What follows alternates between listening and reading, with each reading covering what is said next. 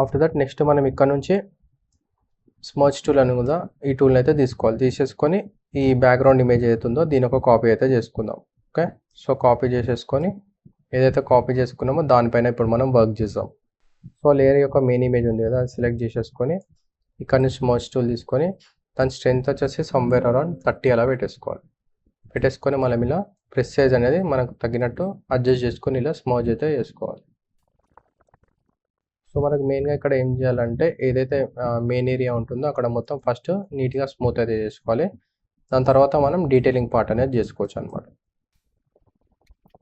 So area బట్టి మనం brush size అనేది ఇంక్రీజ్ అండ్ డిక్రీజ్ చేసుకుంటూ ఉండాలి.